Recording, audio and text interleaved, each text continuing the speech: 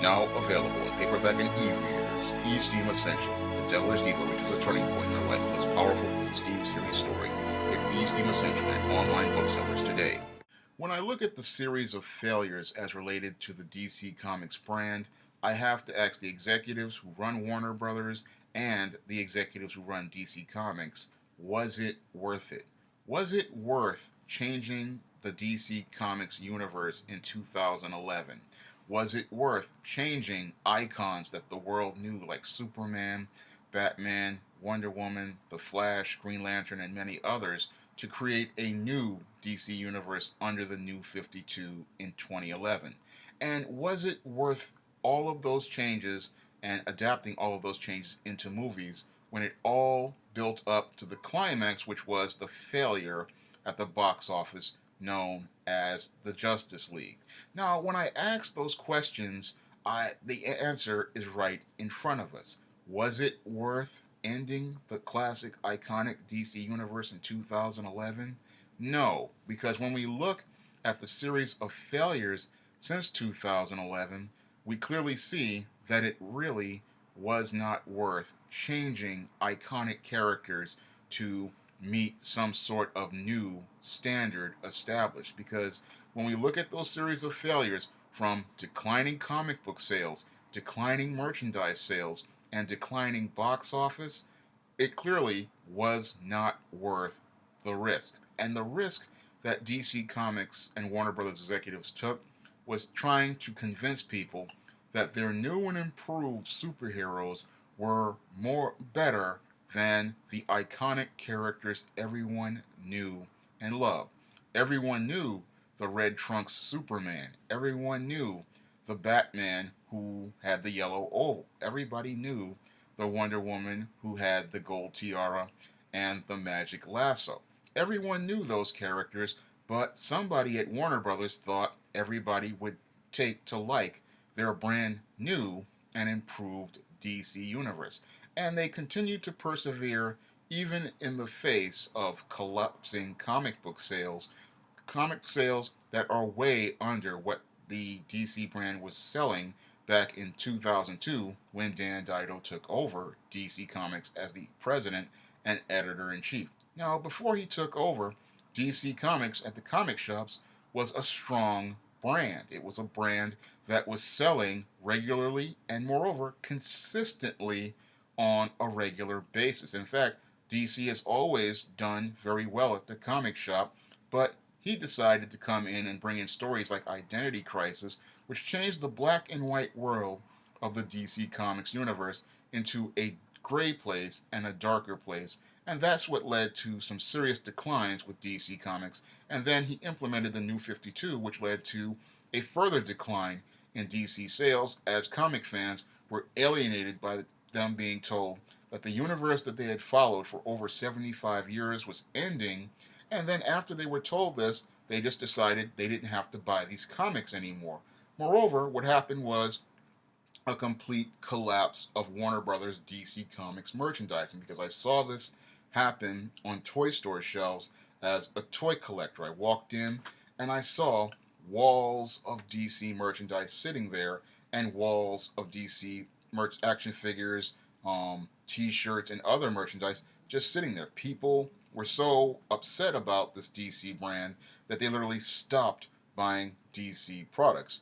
And this damage to the DC brand, trickled further down as DC Comics tried to release new movies to compete with Marvel Studios. And the first one, Man of Steel, that they released, managed to deal with a lot of lukewarm reviews and a lukewarm response. And the reason why it dealt with a lukewarm reviews and lukewarm response is because people just didn't like the whole idea of a dark, angry Superman. And yet again, when they released toys, those toys languished on store shelves right next to the New 52 merchandise and some of the DC Universe Classics merchandise, which literally sat on the shelves because they chose the wrong characters, or they chose characters from darker periods of that Dido era. All that merchandise continued to sit there and still continued to sit there as Warner Brothers persevered trying to build its DC cinematic universe. And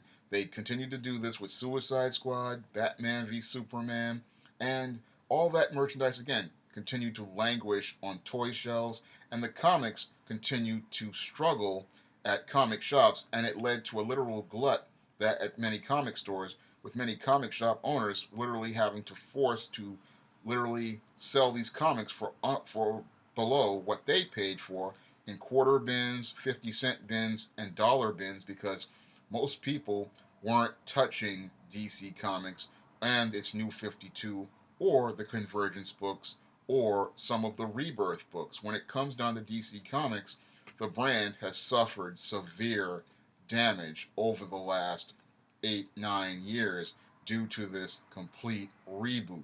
However, the damage got escalated with the release of the Justice League movie. Now, executives were feeling the heat once Batman v Superman came out and the reviews came in roasting the movie, and the movie underperformed at the box office.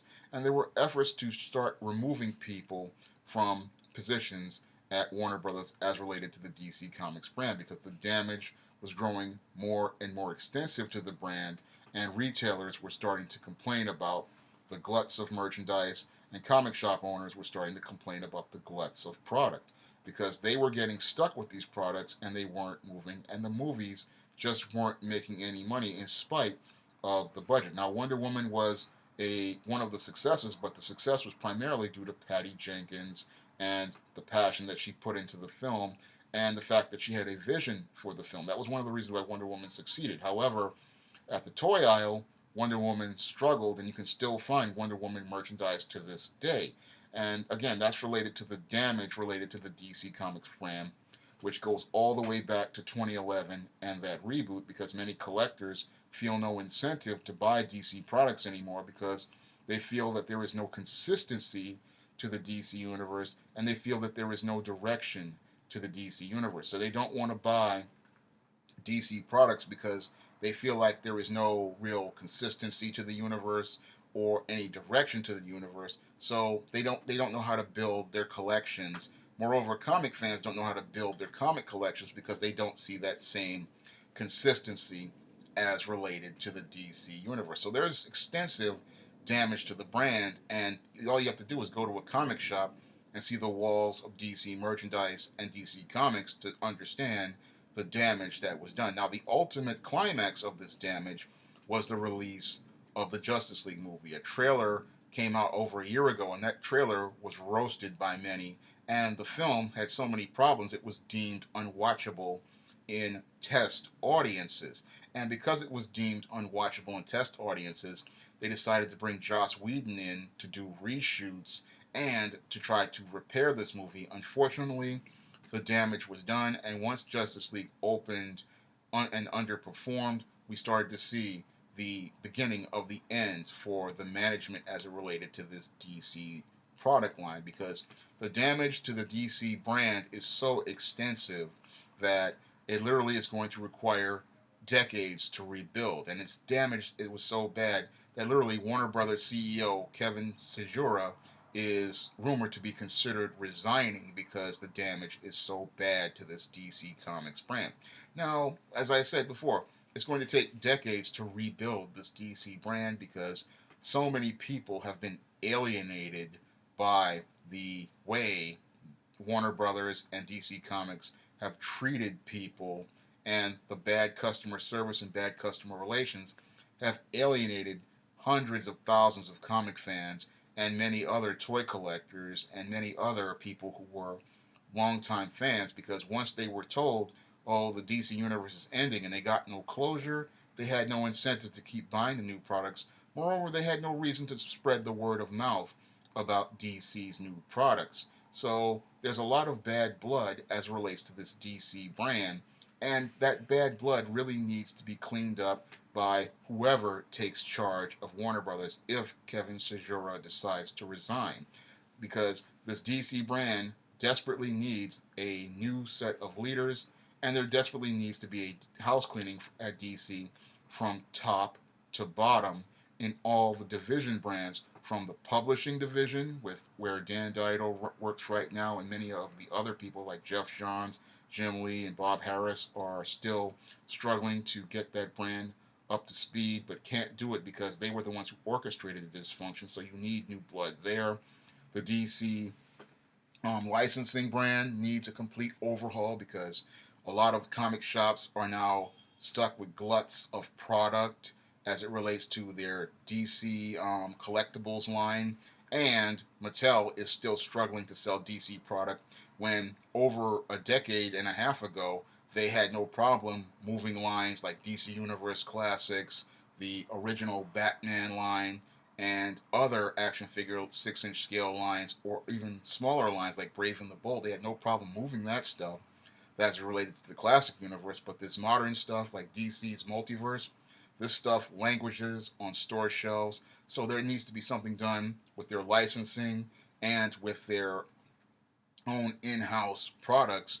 And there also needs to be something done as it relates to their cinematic division, because there's a lot of people who have been alienated about this dark direction they went in with all their movies, and they now feel like they have no incentive to go see those movies because they don't see the iconic DC characters they grew up with. What most people want from Warner Brothers is a complete overhaul of this DC brand, because it really wasn't worth it to change what was working. DC Comics wasn't broke, and it didn't need fixing, and the attempts to fix it broke it even further. But the thing with DC is that it's not irreparable, and it's possible to rebuild this brand, but all it takes is hiring people with passion, heart, and who care about the DC Comics catalog, the DC Comics superheroes, and want to bring DC Comics back to the next generation of readers and the next generation of comic fans. There are people out there with that passion and heart standing on the sidelines who want to be a part of that process. I would love to be a part of that process. And we would like to see DC rebuilt into something that allows readers access to these characters and shows them what's great about these characters and brings these iconic characters back to life so that the next generation of fans can enjoy them like people have enjoyed them for over 75 years. If you'd like to see me make more videos like this, you can donate to my Patreon by clicking the link in the description box. And if you want to try some of my SJS Direct Universe titles like the ISIS series, the E-Steam series, The Temptation of John Haynes, and many other books, you may do so by clicking the link to Amazon.com. That's all I have to say for this video. You can comment, rate, and subscribe.